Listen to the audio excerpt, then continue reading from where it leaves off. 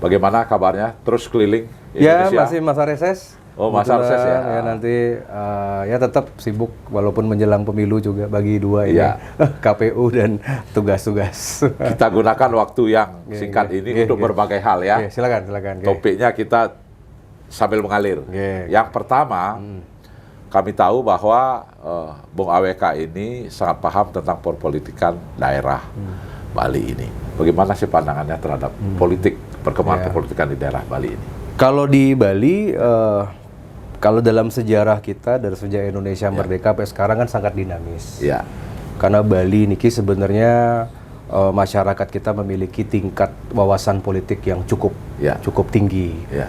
Literasinya bagus, mungkin pergaulan internasional dengan datangnya jutaan turis, kemudian terutama yang sekarang anak-anak muda niki awareness terhadap digital niki, terhadap sosial media, terhadap digitalisasi niki juga sangat baik.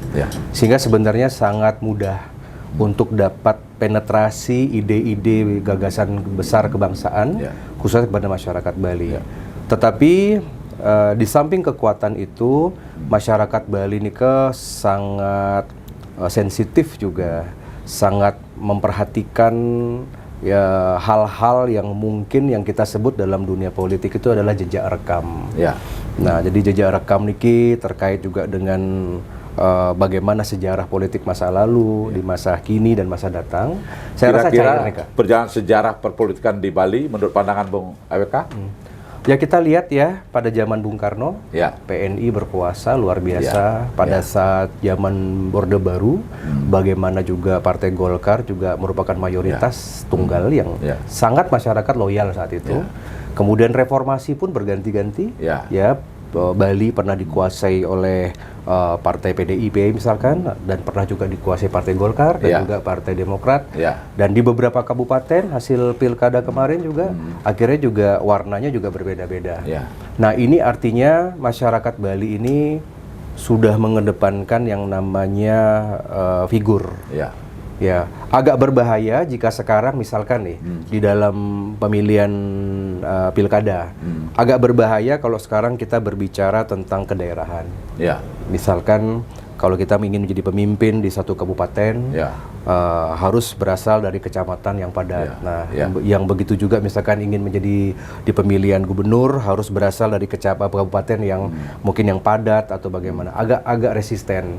Karena ide itu berlaku mungkin 5-10 tahun yang lalu, tapi sekarang itu tidak. Itu sama juga berarti, dengan nasional sama.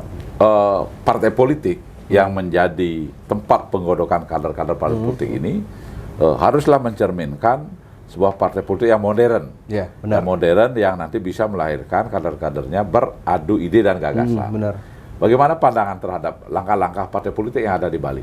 Kalau menurut pandangan pribadi saya sebagai seorang Soekarnois sebagai seorang yang Marhainis, saya melihat dan saya sering sampaikan kepada anak muda, kalau pingin melihat partai yang memang kaderisasinya berjalan, yang melihat partai yang memang kualitas SDM-nya terbaik dan terpakai di segala lini, maka anak-anak muda kita semua harus belajar dari Partai Golkar. Kita tiang fair aja, karena kenapa? Kenapa itu? Pertama, jika kita bandingkan, Partai Golkar ini pasti bukan partai dinasti. Nah, jadi tidak ada itu yang namanya putri mahkota, putra mahkota. Itu keunggulan nomor satu. Contohnya seorang Sugakori yang dari balik gunung, bisa jadi ketua DPD. Jadi dalam artian karena melalui proses pengkaderan. Nah, kemudian yang kedua, kita melihat Partai Golkar ini kan perjalanan sejarahnya itu kan sudah cukup lama. Dan tiang dalam catatan kami dari Soekarno Center, kita melihat bahwa Partai Golkar ini golongan karya dulunya itu memang berdiri atas ide dan gagasan Bung Karno sebenarnya. Karena pada saat itu dari pemikiran beliau, selain mungkin saat itu Indonesia dikuasai oleh partai-partai dengan hasil pemilu 55, tetapi ada suatu golongan kekaryaan. Para profesional, ini golongan karya ini kan golongan kalau bahasa kekinian itu kumpulan-kumpulan orang profesional. Kaum profesional. Kaum profesional. Nah, jadi perjalanan sejarah setelah Orde Baru, kemudian kita harus akui juga banyak kontribusi positif, banyak hal-hal pembangunan yang ada. Kemudian pada saat reformasi dengan kepemimpinan Bapak Akbar Tanjung, luar biasa, itu masa-masa sulit yang akhirnya sekarang bermetamorfosis menjadi partai yang besar dan kuat, yang selalu masuk 3 besar, kalau nggak 2 besar. Dan pada saat ini Golkar ketika di bawah kepemimpinan Bapak Airlangga, saya rasa dengan mendukung Bapak Presiden Jokowi, kemudian para profesionalnya ada di kabinet dan banyak juga daerah dari 550 kabupaten kota, kita hitung saja itu mungkin hampir sekian persennya ya, mayoritas mungkin dikuasai juga oleh kader Golkar. Jadi itu kan angka akademis. Tidak bisa kita sekedar hanya bayangan atau ramalan, tapi itu fakta. Jadi menurut yang Golkar ini adalah rumah besar dari bagaimana sistem partai politik modern Indonesia sebenarnya. Yang harus sebenarnya menurut yang harus lepas dari sekat-sekat keluarga, sekat-sekat dinasti. Dan ini dan memang bangsa Indonesia dalam perjalanan politik ketika kita melahirkan yang namanya sistem politik yang bebas, bebas waktu itu melalui dekret wakil presiden, yang pada akhirnya berkembang banyak partai, justru buntu, gagal konstituante kita, akhirnya timbullah dekret 5 Juli 59. Karena Bung Karno waktu itu sudah tidak yakin partai politik ini menyelesaikan masalah bangsa ini. Kemudian melalui demokrasi terpimpin. Kemudian dilahirkanlah Golkar, jadi kaum profesional diharapkan. Dan ini semua kan perjalanan waktu. Di mana bangsa ini melakukan, memilih, mencari-cari bentuk politik mana yang paling tepat, kan begitu, sistem politik mana. Nah sampai dengan sekarang kita sudah reformasi, tetapi tidak bisa dipungkiri banyak hal-hal yang dulu kita takutkan, khawatirkan, seperti mayoritas tunggal, ini kan terjadi. Terjadi. Gimana ada perkembangan dari masyarakat yang mengharapkan sekarang, kalau kita ingin demokrasi ini berjalan dengan baik, khususnya di Bali, mari kita tumbuhkan keseimbangan kekuatan sosial politik. Bagaimana menurut pandangan? Kalau dari Tiang begini, kita bicara segmentasi, kita bicara user kan bagian. Karena produk partai itu kan dia existing, gitu ya. Cuman sekarang tergantung konten di dalamnya. Baik pertama adalah tergantung dengan konten ideologi. Nah kalau kalau saya pasti harus mendukung siapapun yang berhaluan merah putih, yang nasionalis. Golkar juga ingat nasionalis, yang dimana yang pokoknya harus menjaga Pancasila, Bhinneka Tunggal Ika, Undang-Undang Dasar 45 dan juga NKRI. Nah, Nika sudah confirm, itu yang harus didukung orang Bali. Karena kalau orang Bali tidak bersinggungan dengan politik nasionalis, kita sebagai minoritas agak berbahaya.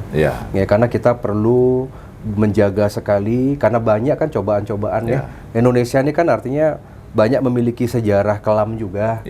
DITII, pada saat PKI, pada saat bom Bali misalkan Nah, jadi maksudnya tantangan tuh ada. Nah, ibaratnya kalau dulu Bung Karno menghadapi DITII, kemudian PKI, Pak Jokowi sekarang mungkin menghadapi HTI dan FPI. Nah, dan saya rasa orang-orang tokoh-tokoh kita dari Golkar sangat berperan sekali loh. Contohnya bagaimana yang sudah ada sekarang di pemerintahan. Nah, kemudian kita bisa lihat teladan. Semua tokoh-tokoh Golkar saat itu mau tidak mau, suka tidak suka kan diakui terpakai. Contoh misalkan Pak Prabowo bisa membuat partai Gerindra, misalkan Surya Paloh dengan Nasdemnya, atau misalkan Pak Wiranto dengan Hanura.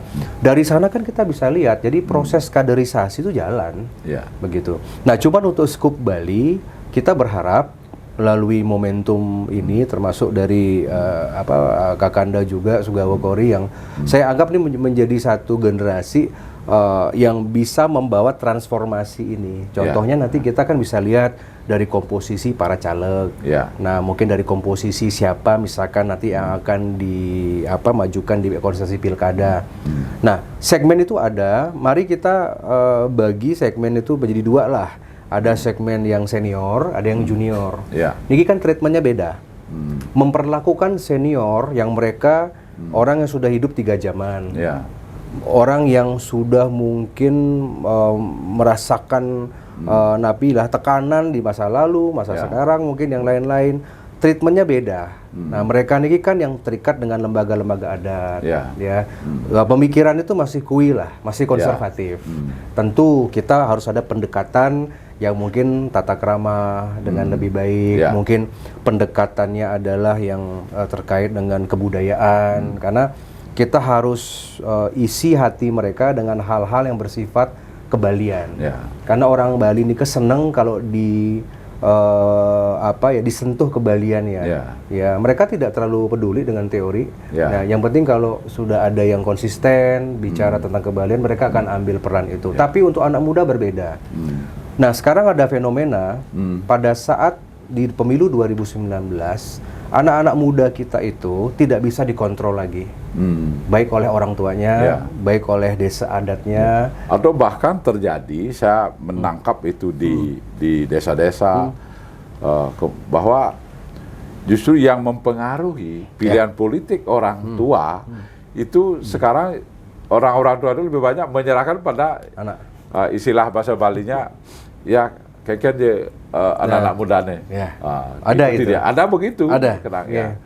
Karena mereka sangat intensif dalam media sosial, mengikuti informasi dan sebagainya. Jadi sahabat Sugao Kori Channel, jadi kita akan berlanjut untuk membahas berbagai hal ya. Dan kita akan lakukan diskusi-diskusi secara terbuka, intelektual, dan sebelum itu mohon ingat subscribe, like, share dari Sugao Kori Channel. Terima kasih.